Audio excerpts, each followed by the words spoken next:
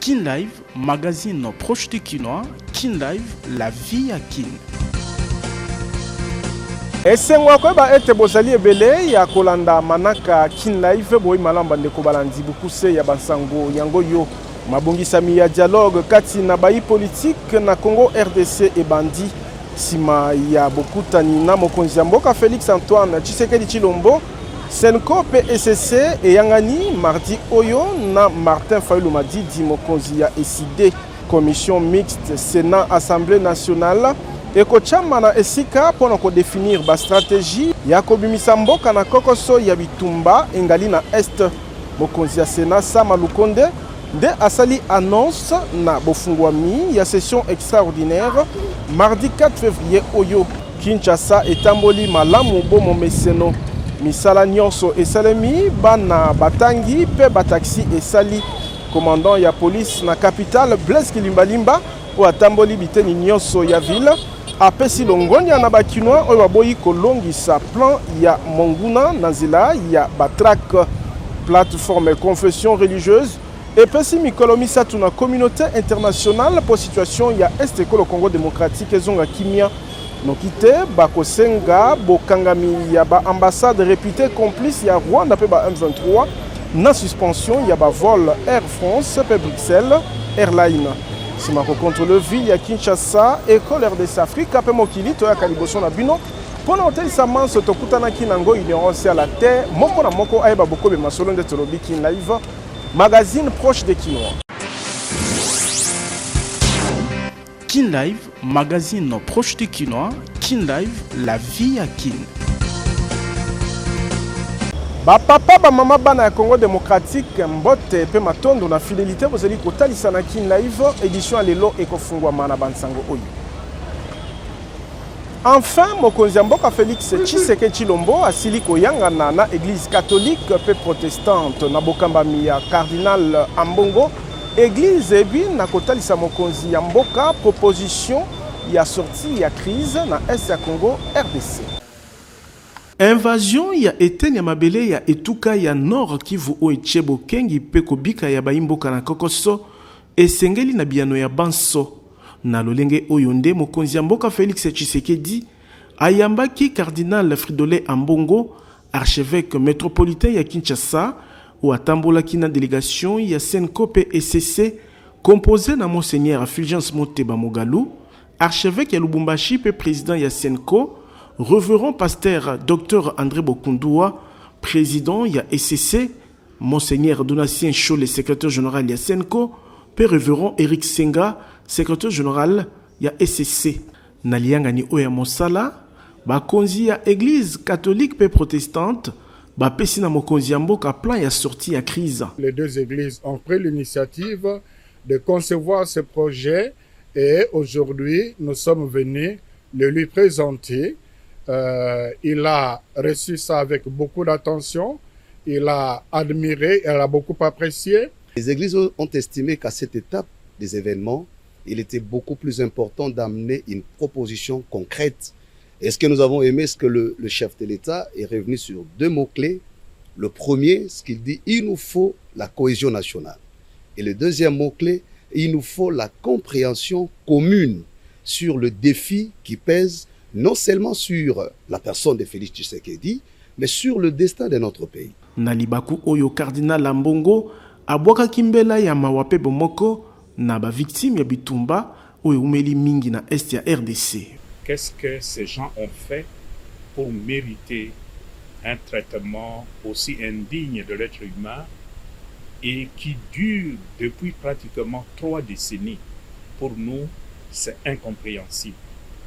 Voilà pourquoi nous, comme pasteurs, tout en prenant notre responsabilité à aller vers les uns et les autres pour chercher des solutions à cette situation, nous voulons d'abord exprimer notre compassion avec nos frères et sœurs qui vivent à l'est du pays, notamment à Goma. Cohésion nationale, ezali mutuya na eleko mboka etungisami makasi na bitumba ya Rwanda na basungi na bango M23 po ete ba Congolais bazala liboke moko tolobi Tiboko Yoka.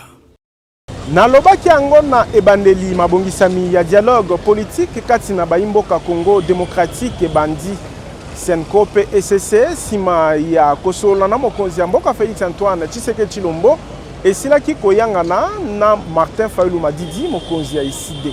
Senko pe ECC ebandi ba consultation pene ya bactère clé ya mboka na tina ya kotalisa plan ya sortie ya crise na nzela ya pacte social pona kimia pe kobika malamu elongo.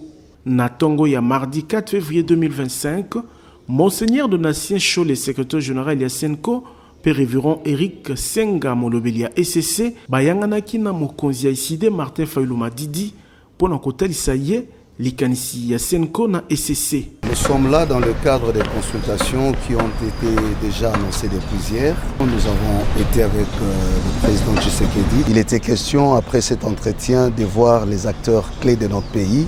Et c'est ce qui nous a amené aujourd'hui chez le président Martin Fayulu pour discuter avec lui, pour présenter également l'initiative.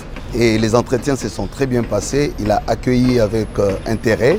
Il a fait des observations des fonds et des contributions.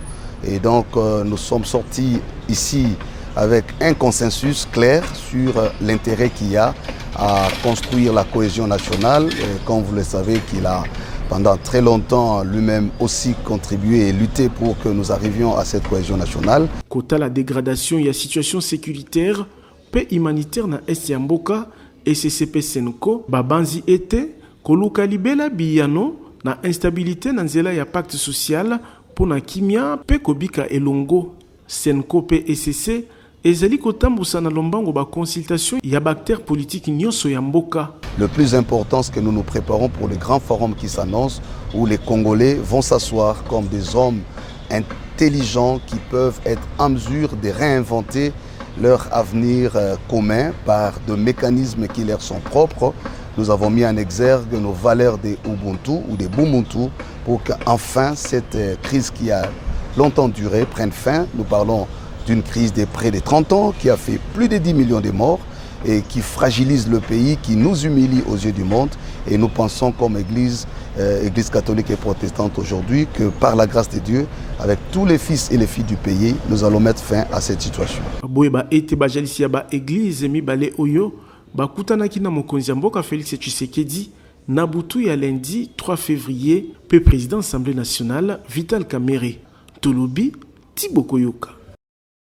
Ndenge bongisamaki session extraordinaire esili kofungola bikuke mardi oyo na Assemblée nationale pe na Sénat na maloba na ye ya bofungoli makita ya mbalakata oyo mokonzi ya Sénat Sama Lukonde Kenge alaki bokelami ya commission mixte Sénat Assemblée nationale nantina ya komanyula ba stratégie ya sortie ya crise. Ndenge bongisamaki bofungwami ya session extraordinaire oyo bonzami na likambo ya bokengi na monyeleko le Congo démocratique efungwami mardi oyo na Sénat na maloba na ye na plénière mokonzi ya suku ya likolo bakelimi beko ekolo Congo démocratique Sama Lukonde abengi ba sénateur ya kosala manso pona kopesa solo maboko na boluki ba stratégie na crise sécuritaire o engali na eseko le Congo démocratique marqué na agression ya Rwanda oyo bazali ko occupé eteni ya Ituka ya Nord Kivu.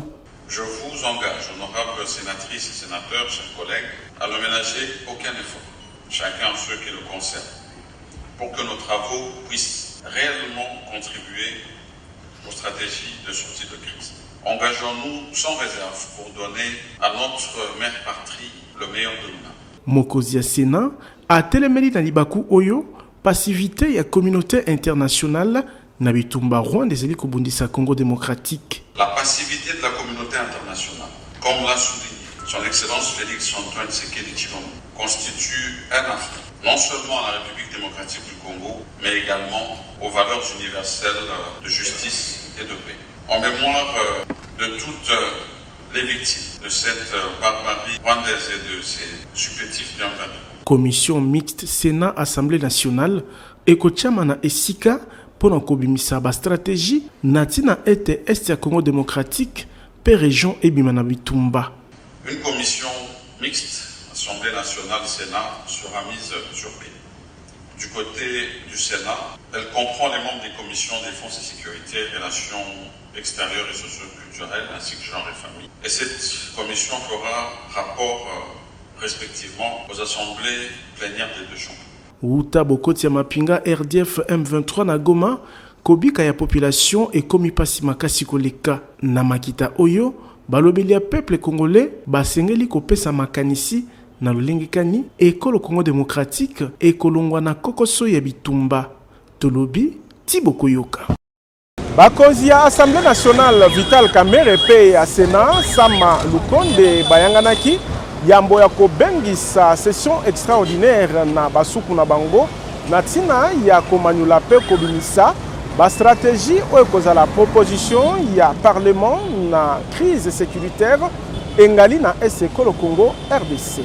Sima ya ba déclaration ya communauté internationale pe population congolaise ya kotelemela occupation ya etenya ituka ya Nord Kivu kati na yango ville ya Goma na mapinga ya Rwanda, ngonga ekoki ya kobimisa mayele pona koluka lolenge kani kobima na kokoso pe bozongi ya kimia na eteni wana ya Afrika. Lundi 3 février, mokonzi Assemblée nationale Vital Kamerhe pe ya Sénat Sama Lukonde bayanganaki pona kolobela ba modalité ya malengelami ya session extraordinaire nantina ya likambo ya bokengi kolandisama na bosenga pe mitindo ya mokonzi ya mboka na libaku ya réunion interinstitutionnelle. Simalianga ni rapporteur ya Assemblée nationale Jacques Njoli atalisaki ete basuku nyonso mibale bazwi mokano ya kobengisa session extraordinaire engebene bosenga ya mokonzi ya mboka. Le président de l'Assemblée nationale et le président du Sénat se sont retrouvés pour faire le point et dégager les perspectives parlementaires à la riposte que le pouvoir législatif va apporter à la situation grave créée par l'occupation de notre pays, par son invasion, son agression par le Rwanda avec ses supplétifs du M23 qui, le 27 janvier, ont occupé la ville de Goma. Wanaye kosala restitution na conférence des présidents, mokonzi Assemblée nationale professeur Vital Kamerhe abetaki sete kolobaka ete ezali likambo ya bokengi o ezali mutuya pona mboka basuku nyonso mibale ezu mokano ete ba plénière et les cas à huis clos. Cette session aura comme point essentiel l'évaluation de la situation, mais surtout les stratégies de sortie des crises, de cette violence aveugle, de cette guerre que nous subissons depuis 30 ans à l'est de notre territoire et qui met en danger l'ensemble de la région de Grand Lac. Attaque au climat et attention, plénière Oyo et Kozala, libaku pona baponami ya peuple ya kopesa ba proposition na bango na mokonzi ya mboka na cadre ya koluka nzela ya bozongi ya kimia na RDC. Tolobi Tiboko Yoka. Ba observation ya mutuya ya Senko ekokota na proposition ya sortie ya crise na Ekolo Congo démocratique pe na région ya Assemblée nationale ezali maye mataisamaki na bokutani ya professeur Vital Kamerhe pe président ya Senko Monseigneur Fulgence Muteba waibaki na kotalisa na mokonzi ya Assemblée nationale na molai pacte social pona kimia pe kobika elongo et lamu. Ngonga moke yambo ya malengelami ya session extraordinaire na Assemblée nationale pe Sénat o ezali convoqué na bosenga ya mokonzi ya mboka na ntina ya komanyula nzela nini kozwa pona kobima na kokoso kotala occupation ya eteni ya este ya mboka. Mokonzi Assemblée nationale Vital Kamerhe ayanganaki na butu ya lundi 3 février na président ya Senko Monseigneur Fulgence Muteba Mugalu o azalaki elongo na secrétaire général ya Senko Monseigneur Donatien Cholet. Sima ya masolo azalaki na ngona mokonzi ya mboka Félix Tshisekedi, président ya Senko ayebi na kotalisa na mokonzi Assemblée nationale plan ya sortie ya crise ya Senko babengi pacte social pona kimia pe kobika elongo. Sima ya kolanda ndimbola ya Monseigneur Fulgence Muteba Mugalu, président ya Assemblée nationale professeur Vital Kamerhe atalisaki esengo na ye komona ete plan yango ekokani na oyo ezali kozelama na session extraordinaire ekofungwama nsima ya nzanga ya mardi 4 février. Na bokutani oyo se mettre d'accord na bapoint ya mutuya oyo ekoki koleka na débat na plénière na session extraordinaire po ekosunga pamba te ekoki kopesa nzela ya kokotisa ba observation ya Senko na proposition finale ya Assemblée nationale. Démarche ya Senko elingi kosilisa libela bitumba na est ya mboka pe kozongisa kimia na RDC. Mokonzi ya Senko atalisi ete plan ya sortie yango ekotalisama na ba force vive ya mboka, bakter politique ya opposition pe bakonzi ya bikolo mosusu ya Afrika. Tulubi Tibokoyoka. Mikano ya ndenge na ndenge ezwami mpona kimia na capitale ndakisa kocha ba service ya défense na sécurité kolengela ba patrouille ya moi pe ya Butu. Vice-premier ministre ya intérieur pe sécurité Jacques Chabani nde asalaki annonce na yango na briefing o elengelaki ministre ya communication pe média kobengaka ba chinois ya kovake librement na ba occupation na bango. Ezali na raison te po ba ambassade o ezali na Kinshasa elongola basali na bango po kimia ezali na capitale ekolo Congo démocratique. Pambate Mbula Matadi aji mikano nantina ete misala manso matambola malamu. Liboso ya bapanzi sango na briefing lundi 3 février, vice-premier ministre ya intérieur pe sécurité Jacques Chabani atelsaki ete soki ba mission diplomatique mususu ezongisi basali ekoki kozala pona nostalgie ya appuyage ya ba année 90. Kimia ezali na ville Kisasa. Tandis que salamaki suite ya ba événement mardi, il faut pas kobosana que tozali ville pemboka oyo esi et viva ba pillage. Etika la pe na kati na biso. Alors stigmate wana pe ezo kozongela batu na mutu pe mindele pe bazana ndenge na bango. C'est à nous de sécuriser et la population et tous les étrangers qui vivent ici. Ba disposition tozwaki yango soki tozwaka yango te, mais tendance wana pe mouvance oya bato bazo sala ba message balinga ki basala yango na week-end samedi passé. Autre disposition sécuritaire, déploiement il y a ba agent na biso ya sécurité, principalement police. Autre mesure sécuritaire, mise en alerte zéro, il y a ba service mususu. Le rôle la 14e région militaire na ba service mususu, il y a FARDC, ba patrouille nocturne na ba patrouille il y a moi sensibilisation pe mobilisation, il y a ba kinois ezali pe ko salema. Biso l'état toujours sécurisé, toujours sur ba mesure, makambo ya ba vol. Ba vol ici ezungi. Ministre ya communication pe média molobeli ya Mbula Matadi na ngambu na ye abengi bayimboka Yakobo ya kosala je ya munguna. Olekisa ba message topé ko créer ba tension na Kinshasa en relayant de rumeurs et zappé ko sala je ya munguna. Donc biso avec les bons autres aussi to bandi ko sala na président toti kala na elan parce que bitumba o bazo sala biso bitumba po to matate nenge to komi déjà komata. Kaka na briefing oyo Patrick Mouyaya atalisaki ete bilan ya batu babungisi bomoi na invasion ya Goma emati na mutango ya batu koleka 2000 obawei. Tolobi Tibokoyoka.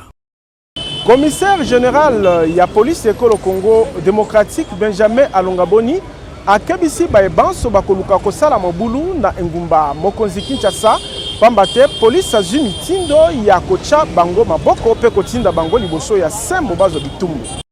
Manifestation ya kanda contre invasion ya Rwanda esengeli etalisama na enrôlement massif ya bilenge okati ya mapinga pona kobundisa na bokasi pe elikia ya kolonga munguna kasi kobebisa ba investissement privé te na Kinshasa. Message à mokonzi ya yambo ya police nekolo Congo démocratique, commissaire général Benjamin Alongaboni na libaku ya briefing molobeli ya Mbula Matadi alengelaki na butu ya lundi 3 février. Makambo makoyiba toko buka bandako to ba magazine ya batu ezali kobuka mibeko soki tozana mindondo na Rwanda azana boulevard te Rwanda tekaka biloko awa te ba oyo batekelaka biso biloko baza ba investisseurs étrangers esenge na biso congolais so tozana kanda ya makambo asali Rwanda tokende baike olibandela ya pepo banzenga bazana mibu zomi na mwambe kino tukumba na mitano to koti ote ya pepo tokena centre de formation biso baso toka bayi mapinga tokende kokota na Rwanda kobunda. Rwanda eza mboka muke bayeba monana na Rwanda te to babunda na Rwanda te batula histoire Kagera eza mboka muke salaka ngonga muke pona te batula tokota na Kagera. Police ezuba disposition po ete moto nyonso akosala mobulu achama maboko. Pona lobby to sengila batu banso babima basala misala ya bango kokende koteka kokende kosala o esenge o l'etat pekisite bakende kosala yango pe police ekozala wana kolongola bambuma mabe oyo bakotia mobulu tokozwa bango nokino kipe totia wana boloko. Na etinda ya kobatela bato pe biloko na bango, police ekolandela na bokebi ba mouvement nyonso po alima ezala bato batambola pe basala misala na bango na kimia. Tolobi Tiboko Yoka. Conseil provincial ya sécurité ebengi bakinois ya kotambola pe kosala misala na bango na kimia abomo meseno. Engumba mokonzi Kinshasa eboyi surprise ya mabe lokola manifestation ya colère ya le 28 janvier oyo ekelaki makama lokola pillage pe kotumba mituka na ba ambassade na capitale. Na lolenge oyo moyangeli engumba mokonzi Kinshasa Daniel Bumba akambaki liyangani ya conseil provincial ya sécurité wapi bakambi ya ba service ya défense pe sécurité ya Kinshasa nyonso bazalaki na bokutani oyo batalisi ete mukano ya bopekisami ya ba manifestation publique ezali kokoba talantina conseil ebengi bakinois ya koboya kolanda banungu ya ba ville morte po misala nyonso esengeli etambola lolenge longobani. Tozali kozongela lisusu oyo gouverneur ya ngumba Kinshasa alobaki apekisi kobima na nzela pona kotambola pona pamba apekisi oyo etali ville morte apekisi ba activité ba manifestation nyonso oyo ezali ya caractère ya kotroubler ordre na kati ya ville ya Kinshasa. Ozali commerçant otekaka bima kende sala musala na yo. Ozali mwana classe bima kende na etelo ya kobanga ezali te. To mesalaka na ba tracte na biso tozala komona ezalaka signé parti songolo to pakala. Kasi lelo ndenge bazali kosala yango ezali ndenge ezalaka kala te. Elakisi bongo ete ezali banguna ya mboka nde bazali koluka kokotisa kobanga na kati ya population na biso. Commandant ya police na capitale commissaire divisionnaire adjoint Blaise Kilimbalimba akebisi batu bakulinga kocha mobulu. Marche epekisami papa mama vandisa mwana nayo na ndako soki abimi akendaka kilasi ake kilasi soki akendaka na musala ake musala soki akei pona kotia mobulu na balabala wana epekisami makasi pe ba service nyonso ezali awa na justice tozalaki bango na kati ya réunion bakosokipe na ye. Esengeli boye ba ete na Kinshasa bakinois ebele bakomi na bobangi kolandisama na bansango kilikili ezali kotambola wuta invasion ya Goma na ba RDF M23 talantina liyangani oyo ezalaki pona ko rassurer population ete kimia ezali na capitale. Tolobi Tiboko Yoka. Kin Live, magazine proche du Kinois. Kin Live, la vie à Kin. Koma kololo pango na $1500 ya pamba kasi okofuta be $500 mosusu ekolanda moke soki pe olingi okoma patron ba bus ya sikana ba moto ezali kopesama na président Ziko Mukanga.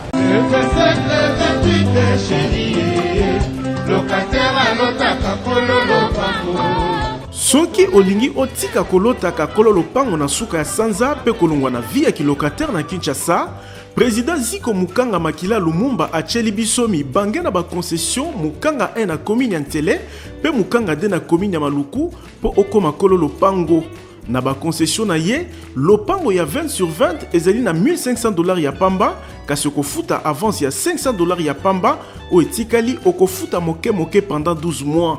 Avantage au kozwa nulle part ailleurs na ba concession Mukanga MPD ba dépôt ya mabaya ba dépôt ya ciment ya batol pe ya ba barre de fer nyonso ezali sur place pour faciliter construction na yo ba forage ya mai pe mibange na ba groupe électrogène ezali pona ko alimenter ba quartier Mukanga. Avantage mosusu ezali paysage ozali komona lokola kaka na Ottawa mopepe kitoko na yango. Ba visite ezali organisée jeudi nyonso na quartier Mukanga 2 na commune ya Maluku pe chaque samedi na quartier Mukanga 1 na commune ya Ntele. Kasi pona kosilisa chômage na RDC, président Ziko Mukanga aye na opération comme patron. azali kopesa moto ya 2 pneus na $1300 ya pamba, avance $400 ya 3 pneus na $4500 ya pamba, avance ya $2000 ya pamba. Pe babisi ya VIP ya transport na $30000 ya pamba, avance $10000. Ozwi bisi ya sika 00 km o etikali okofuta malebe kino na suka. Adresse tozali na 2e niveau ya galerie Efra na numéro 42 ya avenue Victoire, quartier Kauka na commune ya Kalamu. Kobuka na tendeko opportunité epesa melio na président Ziko Mukanga Makila Lumumba o azali kokokisa vision ya chef de l'état Félix Tshisekedi na président Ziko ki locataire pe chômage et sili na RDC. Tolobi Thibaut Koyoka. Plateforme confession religieuse epesi mikolo misatu na communauté internationale pour être situation ya pasi na este ezwa kimia nokite bakosenga bokangami ya ba ambassade ezali réputé complice ya Rwanda pe ya ba M23 na kopekisa vol ya Air France pe Bruxelles Airline Ejiba ya Mampia mokambi ya lisanga oyo ya Mangomba nde abaki kotalisa yango na libaku ya culte écuménique elengela maki lundi na palais du peuple. Si dans les 72 heures qui suivent nous ne sentons pas les actions concrètes, nous serons obligés de continuer à manifester pacifiquement, notamment par des sit-ins en vue d'obtenir la fermeture de certaines chancelleries et soupçonnées d'être derrière le Rwanda et le M23. Toujours à la communauté internationale que si nous ne voyons pas les actes concrets sur le terrain, nous allons exiger la suspension des vols des compagnies Air France et Bruxelles Airlines. Nous disons à la communauté internationale que si nous ne voyons pas les actes concrets sur le terrain, nous allons demander à notre gouvernement que la République démocratique du Congo quitte la francophonie. Bokono ya misu na ya minu ezwi adresse pona lobiko na yango ezali fondation Oila na nzela ya clinique ophtalmologique pe dentaire super optique ezwami na rond-point Ngaba esika bazwaka transport ya zando. Eloko na eloko ezalaka na ngonga nango soki lobi ezalaki milelo ngonga kozwa lobiko na bokono ya minu pe ya misu ekoki po fondation Oila ememeli bana ya Kinshasa ya basi pe mibali na bakongole nyonso ba matériel ya génération ya sika pona kobikisa bango na nzela ya clinique ophtalmologique super optique o ezali na ba service spécialisé ndakisa ophtalmologie pona kobikisa bokono ya misu ata oyo balembana na ba matériel moderne oyo ba soin ezali kopesa malokola kaka na mikili ya poto bongo ba lunette tozali na ba verre progressif double foyer pe simple vision ya ba marque nyonso pe pona ba bourse nyonso traitement ya ba verre photo gré anti-reflet photo max pour ba kumbi mituka ba kumbi wewa ezala ba ebasale la kaba smartphone pe ordinateur ezo salama na super optique et sili wana te mobange na cabinet dentaire moderne pe ezali maladie ya minu et sili kozwa lobiko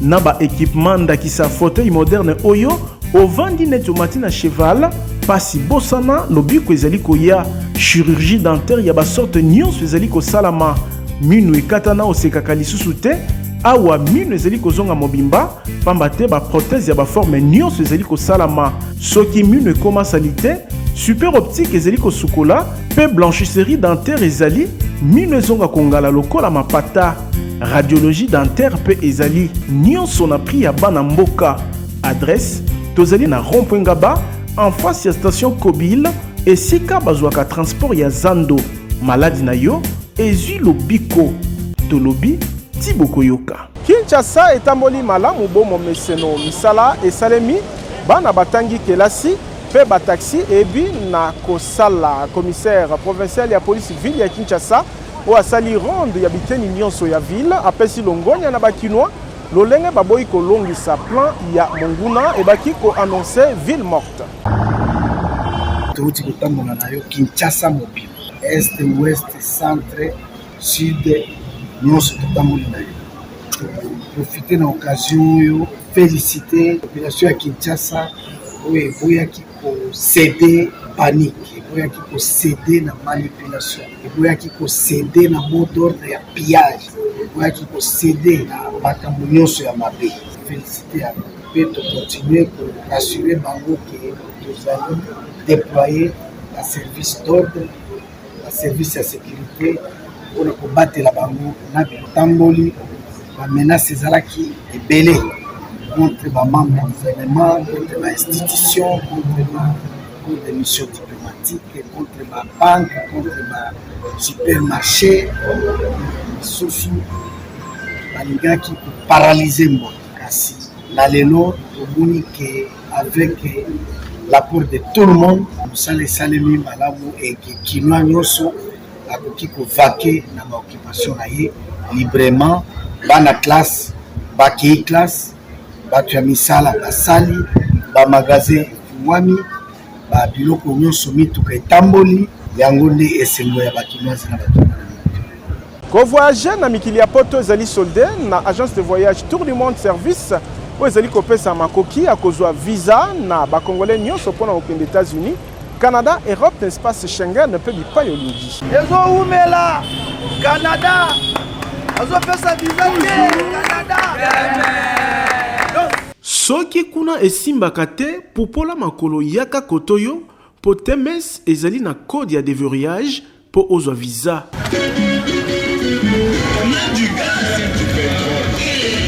Moto a découragé Otendeko, projet na yo ya kokende Canada, États-Unis, Europe pe bipai na bipai, ezali toujours possible et réussir, ce qui osali confiance na Tour du Monde Service, agence certifiée, ou ezali spécialisé na ba démarche ya visa, pe prise en charge ya moto nyonso alingi ko voyager. Quand on connaît, on connaît. Et quand on ne connaît pas, on apprend. Tango kuna bazali ko beta banzadi, na temes toro toujours, poso elekakate, kozanga ko accompagner ba lauréat visa Canada, États-Unis, Europe n'espace Schengen, Chypre, Turquie pe bipai na aéroport. Yoyaka pesa biso ka confiance. Ndenge bokoki komona na misu, ba lauréat misatu bazu visa Canada, kati na bango coordonnateur ya Tour du Monde Service, oya keyi ko renouveler ba contrat na ba partenaire pour na accueil ya ba client temes. Sima ya kozwa ba passeport na visa Canada, direction aéroport international ya Njili. TMS likolo, TMS. Tala bandeko na Canada, mboka malili na esengo. Cordo ewana na kati ya Canada. Ndeko mwana ya Kinshasa pe ya Congo démocratique, kobuka na te yaka na TMS po awa irataka te. Tozali na numéro 5151 ya balabala Kasavubu, quartier Matonge 1 na commune ya Kalamu. Na TMS visa nde visa. Tolobi Tiboko Yoka. Kin Live, magazine proche du Kinois. Kin Live, la vie à Kin. Kin Live suki awa tozala kina isengo bomo meseno ko présenter bino ango pe totondi bino lolenge bozeli ko koba kolanda bansango ya solo botikala na kimia sima caméra ezalaki Fabrice Sebengo. Kin Live, magazine proche du Kinois. Kin Live, la vie à Kin.